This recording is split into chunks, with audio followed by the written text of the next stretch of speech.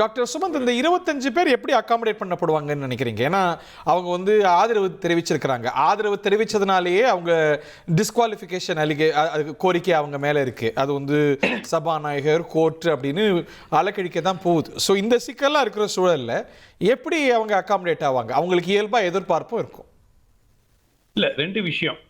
திரு விஜய் அவர்கள் திரு சி.வி. சண்முகம் மற்றும் எஸ்.பி. வேலுமணியை நேரில் சென்று சந்தித்தார். கரெக்டா? எஸ். அவர்களை சந்திக்க வேண்டிய அவசியம் இல்லை. ஏன்னா அந்த கட்சியினுடைய பொதுச் செயலாளர் எடப்பாடி பழனிசாமி. இப்ப யாரை சந்திக்கணும்னா அவர் எடப்பாடியை சந்திக்கணும். எடப்பாடியை சந்திக்காம இவங்களை எதுக்கு சந்திச்சார்?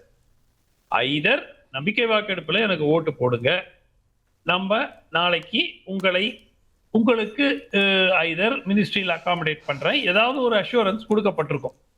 இவர்கள் எல்லாம் லாங் டேர்ம் பாலிட்டிஷியன்ஸ். அவர்களை வந்து நீங்க ஒரு விஷயத்த சொல்லி இன்னொரு விஷயம் பண்ணி ஒரு ஏமாற்றல் அப்படிங்கிறது செய்வது கடினம்.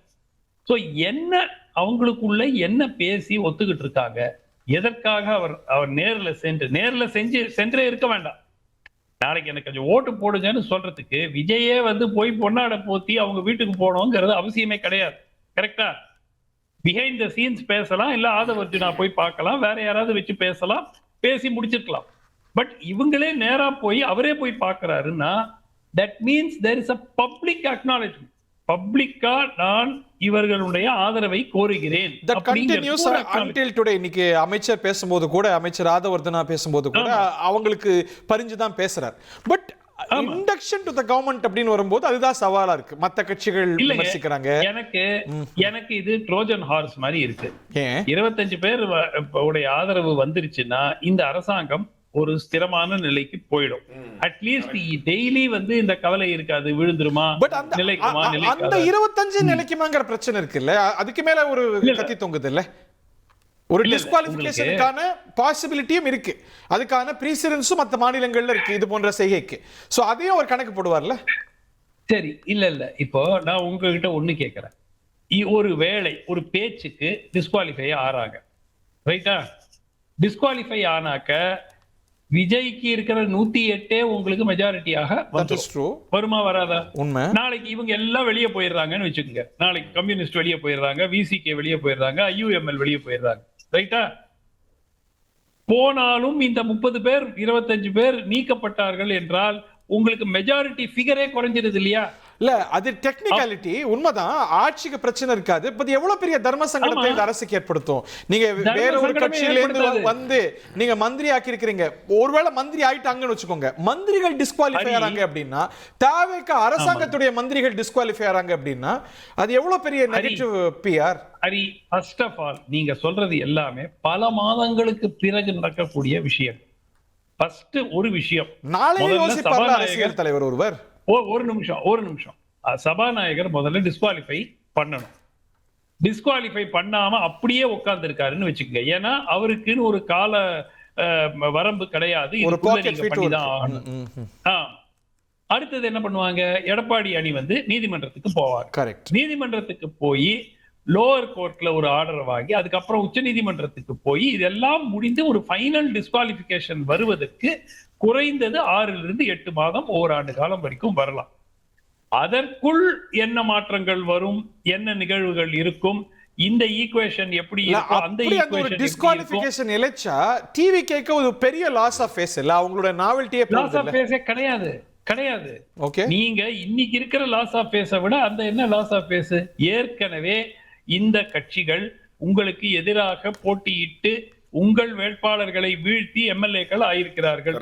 அவங்ககிட்ட நீங்க இந்த பக்கத்திலிருந்து ஆதரவு எடுத்தா என்ன, அந்த பக்கத்திலிருந்து ஆதரவு எடுத்தா என்ன, இவங்களுக்கு டிஸ்குவாலிஃபிகேஷன் கிடையாது, அவங்களுக்கு டிஸ்குவாலிஃபிகேஷன் வரதுக்கு வாய்ப்பு இருக்கு. வந்தாலும் நான் ஒரே ஒரு கேள்வி கேட்கிறேன் ஹரி. ஒருவேளை டிஸ்குவாலிஃபை ஆறாங்கன்னு வச்சுக்கோங்க, மீண்டும் இடைத்தேர்தல் வருது. அந்த இடைத்தேர்தல் இல்ல, விசிகே இவர்கள் வந்து எங்களை நம்பி வந்திருக்காங்க அப்படிங்கிற பேசிஸ்ல அந்த தேர்தலில் அவர்களுக்கு ஆதரவு தெரிவித்து அவங்க ஜெயிச்சுட்டு வர போறாங்க. அவங்க என்ன சிம்பல்ல நிக்கிறாங்க, என்ன கட்சியின் சார்பா நிக்கிறாங்க, அதெல்லாம் தனியா இருக்கட்டும்.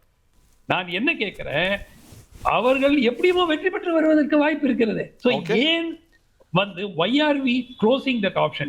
எனக்கு ஒண்ணுதான், நாளை மறுநாள் ஒரு நாளை மறுநாள்னா 3 மாதங்களுக்கு பிறகு அதிமுகவிலிருந்து விலகி வந்த ஒரு 3, 4, 5 நபர்களை அமைச்சர்கள் ஆக்கினார்கள் என்றால் கம்யூனிஸ்ட் திட்டவட்டமா சொல்லிட்டாங்க, நாங்க மறுபரிசீலனை பண்ணுவோம். கரெக்டா?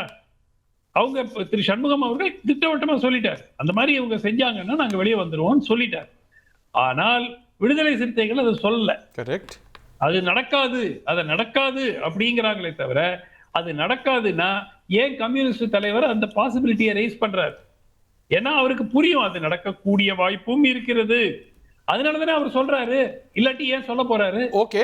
சோ ஃபண்டமெண்டலி எனக்கு என்ன தோணுதுன்னா, திமுக உடைய அனுமதி இல்லாமல் ஆர் அட்லீஸ்ட் ஒரு நட்ஜ் விங்க் விங்க்னு வாங்க ஆங்கிலத்துல, ஒரு கண் அசைவு இல்லாமல் இவர்கள் இந்த அரசாங்கத்தில் சேர மாட்டார்கள். அது தாவேகாவுக்கு புரியாதா தெரியாதா? பாவலன் மறுக்கிறார். வேற வழி என்ன? வேற வழி அதிமுக ஒன்றுதான் இருக்கு. இந்த விஷயத்துல சார், இந்த விஷயத்துல ஒரு தவறான கருத்தை வந்து இங்க பதிவு பண்ணி இருக்கிறீங்க.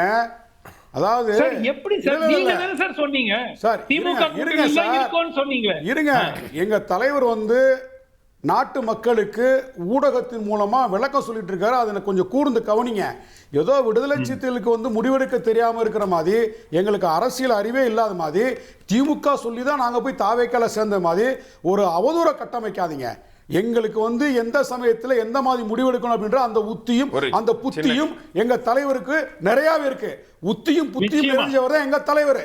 அதெல்லாம் எங்களை வந்து அண்டர் எஸ்டிமேட்ல பண்ணக்கூடாது. நீங்க வந்து ஜனநாயகத்தை காப்பாற்ற வேண்டிய இடத்தில் இன்றைக்கு விடுதலை சிறுத்தைகள் இருக்கிறோம். நீங்க இந்திய அரசியலமைப்பு சட்டத்தை பாதுகாக்கணும்.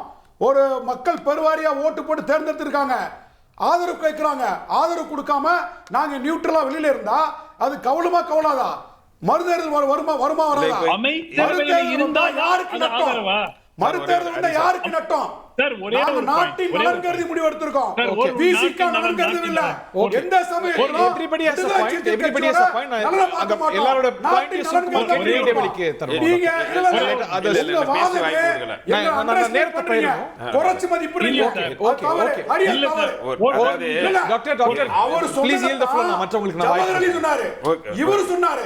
ஒரு நிமிஷம் ப்ளீஸ் ரொம்ப ஒரு நிமிஷம் பாவலன் சார் ஒரே நிமிஷம் சார். திமுக பாவலன் சார் ஒரு நிமிஷம் போய் சேர்ந்து சொல்லுங்க. சார் அப்ப சார் நான் சொல்றேன் சார். சொல்லுங்க சார். நான் கேக்குறேன். சரி சார், நீங்க இப்ப வர்றது உள்ளாட்சி தேர்தல் இருங்க சார். நான் முடிச்சிரோம் சார். ஒரு செகண்ட்ல ஒரு கருத்து என்னன்னா, ஏன் தாவேகாக்கு விசிக இடதுசாரிகள் ஆதரவு கொடுக்கிறோம் அப்படின்றக்கான கருத்தை எங்க தலைவர் மிக தெளிவா சொல்லிட்டாரு. ரெண்டு காரணம் சொன்னார். அதை நீ கேட்டு பாருங்க. அதாவது கேட்டு பாருங்க. கேட்டு பார்த்து சொல்லுங்க. ஒரே ஒரு விஷயம் சொல்லிடுறேன். சுமன் சார் சொன்னாரு எடப்பாடியாரை ஏன் விஜய் சந்திக்கலன்னு. ஆனா ஒரு எதிர்க்கட்சி தலைவராக ஆனதுக்கு பிறகு எடப்பாடி பார்க்க சொல்லி விஜய் அவர்கள் மாண்புமிகு முதலமைச்சர் சொன்னார். நீங்க மறைமுகமாக நீங்க வந்து சதி செய்றீங்க. திமுக அதிமுக கூட்டணியில் சேர்ந்து நீங்கள் ஆட்சி அமைக்கும் போது சதி செய்யும்போது அதனுடைய கோபம் நிச்சயமாக ஒரு தலைவருக்கு இருக்கு. எடப்பாடியார் மேலயா? ஆமா, அந்த அடிப்படையில் பார்க்கலங்கிறது ஒண்ணு. இப்போ அரசியலுக்கு விஜய் புதியவர்களாக இருந்தா கூட ஸ்டாலின் அவருக்கு உதவி செஞ்சாரா? யாரு? அவர் எதிர்த்து கூட அவர் போய் பார்த்தாரு, ஆதரிச்சு கூட ஓட்டு போடல, எதிர்த்து ஓட்டு போடல. அது அவர் வந்து சதிக்கு முக்கிய காரணம் இவரா தான் இருந்திருக்காரு. இவர் தான் இருந்திருக்காரு. இருந்திருக்கலாம். ரெண்டாவது வந்து இவர்கள் அரசியலுக்கு தாவேகா புதியவர்களாக இருந்தா கூட அரசியல் களத்தை இப்ப கூர்மையாக்கிட்டே போறாங்க. திமுகவை தனிமைப்படுத்தணும் என்ற நிலையில தான் அவர்கள் அரசியல் களத்தை கொண்டு போற மாதிரி நான் பார்க்கிறேன். வரக்கூடிய உள்ளாட்சி தேர்தல் இருக்கு, மந்திரி சபையில நீங்க இடம் பெறீங்க. மந்திரி சபையில இடம் பெற்றதுக்கு அப்புறம் நீங்க இவர்களை எல்லாம் தாவேகா கூட்டணியில் சேர்த்துவதற்கான முன்னேற்பாடாக தான் இந்த கூட்டணி மந்திரி சபையில் சேருவதற்கான நிலைப்பாடாக இவர்களும் எடுத்திருக்கலாம். தாவேகாவுடைய நிலைப்பாடும் அதுவாக தான் இருக்கும்னு நினைக்கிறேன். ஏன்னா இந்த தேர்தல் வரப்போகுது சார், கூடிய முறையில் ஒரு 6 மாசத்துல உள்ளாட்சி தேர்தல். அந்த தேர்தலில் வந்து நீங்க திமுக கூட்டணிக்கு திருப்பி போக முடியுமா? நீங்க என்ன நினைக்கிறீங்க? உள்ளாட்சி தேர்தலுக்கு பிறகு சிவிஎஸ் குழுலாம் இதுக்கப்புறம் சேர வாய்ப்பு இருக்குன்னு நினைக்கிறீங்களா? சிவிஎஸ் எப்போ சேரலான்னு இல்லை, சிவிஎஸ் போய் சேர்றதுனால. ஏன்னா இவங்களுக்கு என்னண்டா, சிவிஎஸ் சேர்ந்துட்டா நம்ம எந்த வகையிலையும் வந்து நம்மளை வந்து அச்சுறுத்த முடியாது. அவங்களுக்கு வந்து பேஸ்மெண்ட் கொஞ்சம் ஸ்ட்ராங்கா வச்சுக்கணுங்க நிலையில தான் கம்யூனிஸ்டுகள் அவர்களை எதிர்க்கிறாங்க.